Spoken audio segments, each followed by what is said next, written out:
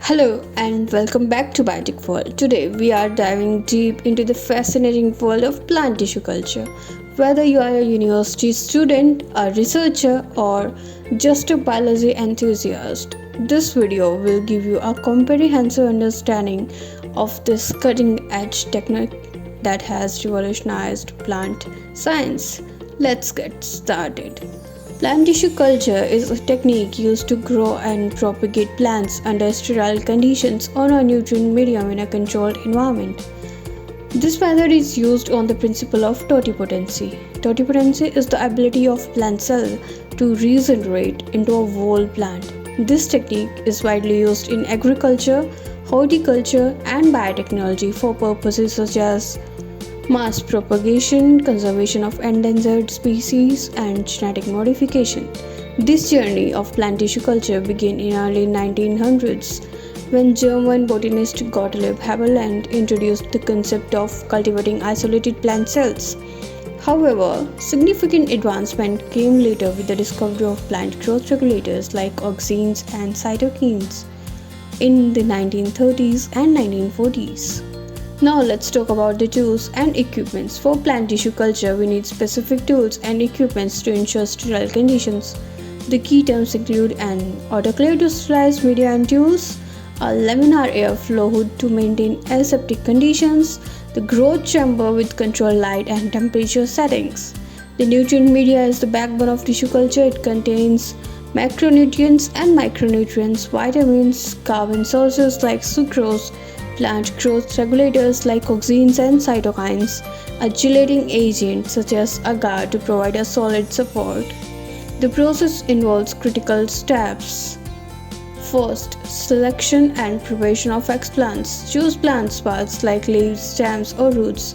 These are called explants. Wash them thoroughly and sterile to remove contaminants.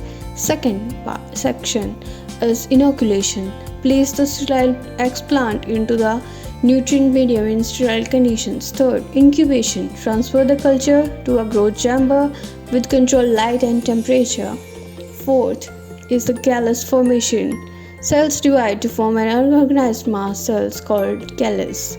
This step requires auxins and cytokines. Fifth, organogenesis or embryogenesis. Induce shoot and root formation from the callus or indirect embryos. Hardening is our sixth step. Gradually acclimatize the regenerated plants to the external environment. Now let's explore the wide-ranging applications of plant tissue culture.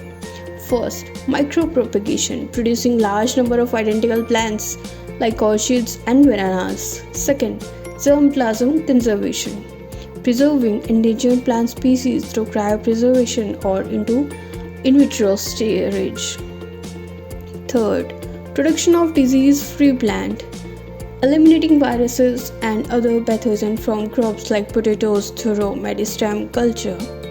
Fourth, genetic engineering, introducing nutrients such as pest resistance or improved yield into plant. Fifth, secondary metabolite production, culturing cells to produce valuable compounds like alkaloids and essential oils. Despite its potential, plant tissue culture has its challenges: high initial setup costs, contamination risk, requirement of skilled personnel, genetic instability in long-term cultures. The future of plant tissue culture looks promising. Advancements in automation, artificial intelligence, and molecular biology are making the process more efficient and accessible. Imagine a world where we can grow crops faster, conserve biodiversity, and global meet demands sustainably. Thank you for joining me on this dive deep into the plant tissue culture. I hope this video helps you in your academic journey and sparks your curiosity about plant biotechnology. Don't forget to like, share, and subscribe to Biotic World for more engaging biology content. Let me know in the comments if you have any questions or suggestions for future